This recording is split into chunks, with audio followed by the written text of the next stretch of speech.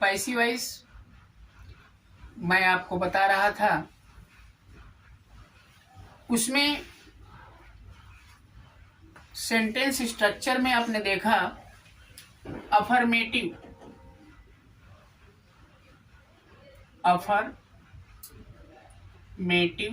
Sentence. इसके पहले मैंने आपको बताया था कि अफर्मेटिव सेंटेंस में सबसे पहले हम ऑब्जेक्ट लिखते हैं plus helping verb plus V3 verb का थर्ड फॉर्म प्लस बाई लगाते हैं। इसके पश्चात सब्जेक्ट लिखते हैं प्लस कॉम्प्लीमेंट लिखते हैं। किसी भी सेंटेंस में आपको ऑब्जेक्ट क्रिया का फॉर्म, सब्जेक्ट और कॉम्प्लीमेंट मिल जाएगा, लेकिन हेल्पिंग वर्ब जो है पता करने के लिए एक मैं चार्ट बनाऊंगा। उस चार्ट के माध्यम से आप हेल्पिंग वर्ब को आसानी से जान सकते हैं। एक्टिव वॉइस और पैसिव वॉइस।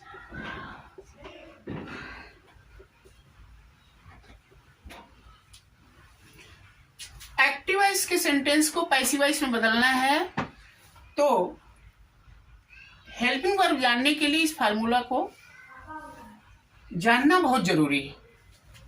किसी भी एक्टिव वॉइस के सेंटेंस में अगर क्रिया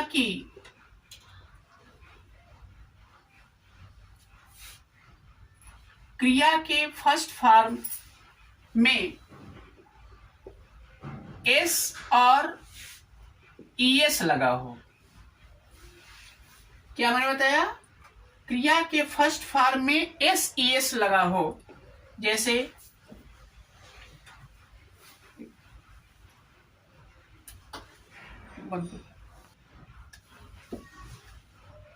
क्रिया के फर्स्ट फॉर्म में एस ईएस लगा हो, किसी भी सेंटेंस में क्रिया के फर्स्ट फॉर्म में एस ईएस लगा हो, तो पैसिव वॉइस में उसकी हेल्पिंग वर्ब हो जाती है इज, एम, आर। एक वचन करता हो ही, सी, इट और कोई नाम तो इज का प्रयोग करते हैं। बहुवचन करता हो यू, दे, वी तो आर का प्रयोग करते हैं, और आई हो तो एम का प्रयोग करते हैं। इसके पश्चात क्रिया की हमेशा थर्ड फॉर्म लगाते हैं पैसिव वॉइस।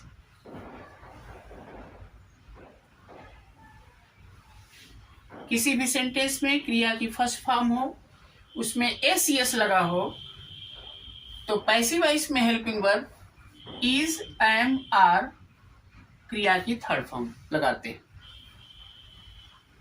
इसके पश्चात अगर क्रिया की सेकेंड फॉर्म एक्टिव वॉइस में दिया हो, किसी भी सेंटेंस में क्रिया का सेकेंड फॉर्म दिया हो एक्टिव वॉइस में, तो पैसिव वॉइस में वाज ऑब्लिक वर का प्रयोग करते हैं। यानी सिंगुलर नंबर सब्जेक्ट के साथ वाज का प्रयोग करते हैं, जैसे ही, सी, इट और कोई नाम हो तो वाज का प्रयोग करते हैं, और प्लूरल नंबर सब्जेक्ट्स हो तो वर का प्रयोग करते हैं। इसके पश्चात क्रिया की थर्ड फॉर्म लगाते हैं। आगे एक्टिव वॉइस में यदि is, am, are plus V1 plus ING लगा हो तो यानी वाक्य कॉन्टिन्यूअस प्रेजेंट कॉन्टिन्यूअस टेंस में हो तो उसकी हेल्पिंग वर्ब होता है सिंगुलर नंबर सब्जेक्ट के साथ is being, he she it और किसी नाम के साथ। प्लूरल नंबर सब्जेक्ट्स के साथ आर बीइंग का प्रयोग करते हैं, जैसे यू दे वी के साथ, और आई के साथ एम बीइंग का प्रयोग करने के पश्चात क्रिया की थर्ड फॉर्म लगाते हैं। ये हुआ कॉन्टिन्यूअस प्रेजेंट कॉन्टिन्यूअस टेंस। इसके पश्चात एक्टिव वॉइस में किसी सेंटेंस में यदि वाज वर के पश्चात क्रिया के फर्स्ट फॉर्म में आईएनजी लगा हो तो पैसिव वॉइस में इसकी हेल्पिंग वर्ब हो जाती है सिंगुलर नंबर सब्जेक्ट के साथ वाज बीइंग, और प्लूरल नंबर सब्जेक्ट के साथ जैसे दे वी यू के साथ वर बीइंग प्लस वर्ब का थर्ड फॉर्म। ये पास्ट कॉन्टिन्यूअस टेंस में ऐसा करते हैं। इसके पश्चात यदि किसी एक्टिव वॉइस के वाक्य में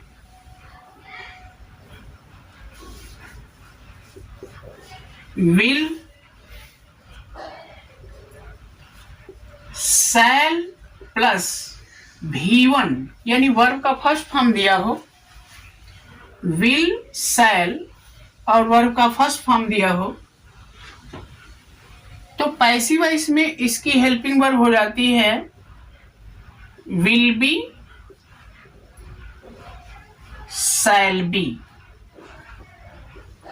प्लस वर्ब का थर्ड फॉर्म। आई और वी के साथ शैल बी का प्रयोग करते हैं, शेष अदर के साथ विल बी का प्रयोग करते हैं।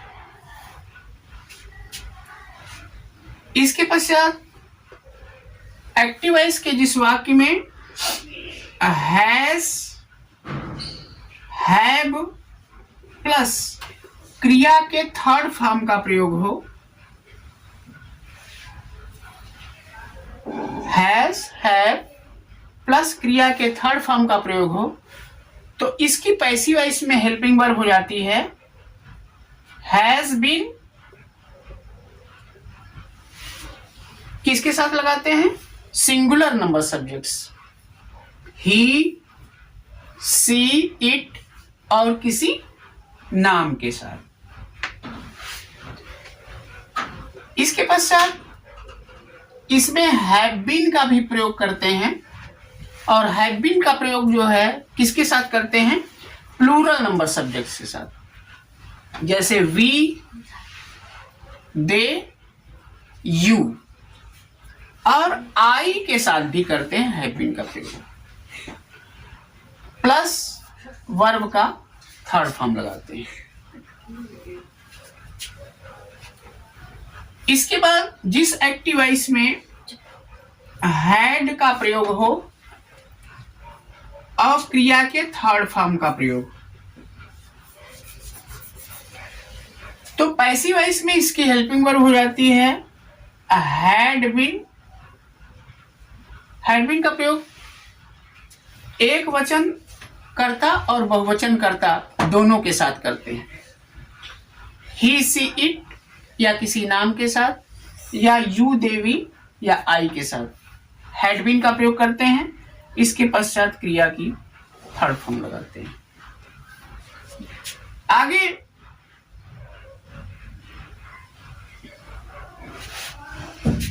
जिस सेंटेंस में विल, हैव, शैल हैव के पश्चात क्रिया की थर्ड फॉर्म हो एक्टिव वॉइस में उसकी पैसिव वॉइस में हेल्पिंग वर्ब हो जाती है will have been. Will have been का प्रयोग अन्य कर्ताओं के साथ करते हैं, लेकिन शैल हैव बीन का प्रयोग आई और वी के साथ करते हैं। इसके पश्चात क्रिया की थर्ड फॉर्म लगाते हैं। इस फार्मूले को माने एक्टिव वॉइस से पैसिव वॉइस में बनाने में ये काफी सहायक होता है हेल्पिंग वर्ब्स। आगे जिस सेंटेंस में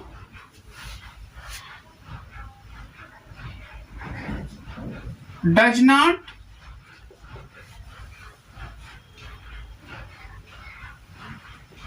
डू नॉट के पश्चात क्रिया का फर्स्ट फॉर्म लगा हो निगेटिव में, उसकी पैसिव वॉइस में हेल्पिंग वर्ब हो जाती है is not singular number subjects के साथ, are not plural number subjects के साथ, एम नॉट आई के साथ लगाते हैं। इसके पश्चात क्रिया की थर्ड फॉर्म लगाते हैं। अभी आप लोग इतना लिखें, इसके पश्चात मैं आगे बढ़ता हूं।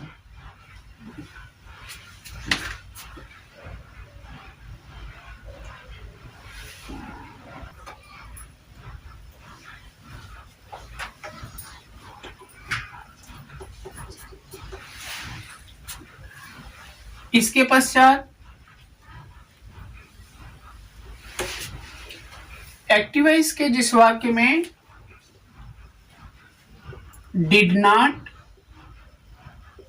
प्लस क्रिया की फर्स्ट फॉर्म हो, उसे पैसिव वॉइस में बदलते समय पैसिव वॉइस में बदलेंगे तो उसकी हेल्पिंग वर्ब होती है was not.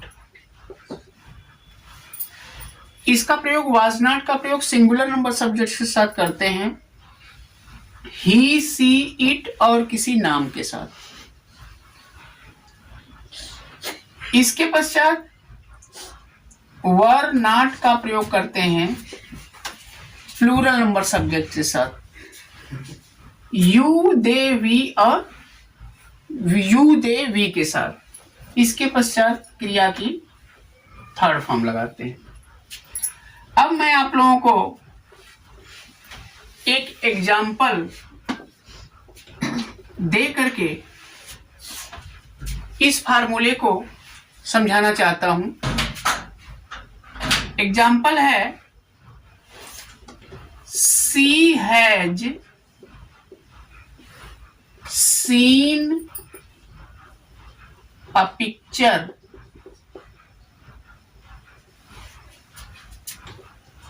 In the room. इस सेंटेंस को पैसिव वॉइस में बदलना है। जैसा कि मैं आपको बता चुका हूं कि सबसे पहले वाक्य में जो शब्द है उसकी क्लासिफिकेशन करते हैं, वर्गीकरण करते हैं। इसमें सब्जेक्ट क्या है? सी। सी जो है सब्जेक्ट है, has helping verb, scene V3 क्रिया की third form, a picture object है, लास्ट में in the room a complement है। ये चूंकि अफर्मेटिव सेंटेंस है और आप लोगों को अफर्मेटिव सेंटेंस का रूल मालूम है। रूल क्या है? Object plus helping verb plus V3 plus by plus subject plus complement. इस फार्मूले से करते हैं। क्लासिफिकेशन में मैं आपको बता चुका हूं। सबसे पहले ऑब्जेक्ट लिखते हैं। ऑब्जेक्ट क्या है? अ पिक्चर, कैपिटल से ए लिखेंगे, ए पिक्चर, ये हो गया। इसके पश्चात यहाँ एच बी दिया हुआ है। एच बी का मतलब क्या होता है? Helping verb. हिंट मैंने बताया था कि जिस सेंटेंस में हैज दिया हो और क्रिया की थर्ड फॉर्म दिया हो, चार्ट में आप देख करके बता सकते हो क्या होगा। Has been, singular number subject के साथ हैज बीन का प्रयोग करते हैं। तो a picture, helping verb, has been, इसके पश्चात क्रिया की थर्ड फॉर्म लगाते हैं, जबकि थर्ड फॉर्म इसमें दिया हुआ है seen. A picture has been seen, object हो गया, हेल्पिंग वर्ब हो गया, वर्ब का थर्ड फॉर्म हो गया। इसके पश्चात बाई लगाते हैं, प्लस सब्जेक्ट लगाएंगे। सब्जेक्ट में सी दिया हुआ है, सी नॉमिनेटिव केस में है, इसकी ऑब्जेक्टिव केस लिखते हैं। ऑब्जेक्टिव केस में सी का क्या होता है? हर। लास्ट में कंप्लीमेंट बचा, सब्जेक्ट आपने लिख दिया, इसके पश्चात कंप्लीमेंट है। कंप्लीमेंट में क्या है? इन द रूम, लास्ट में हम इन द रूम लिखते हैं। इस तरह से आपने पढ़ा एक्टिव वॉइस से पैसिव वॉइस में बनाने का नियम अफर्मेटिव सेंटेंस का। अब मैं आज आप लोग यहीं तक पढ़ें, कल मैं निगेटिव सेंटेंस का फार्मूला एक्टिव से पैसिव में बताऊंगा।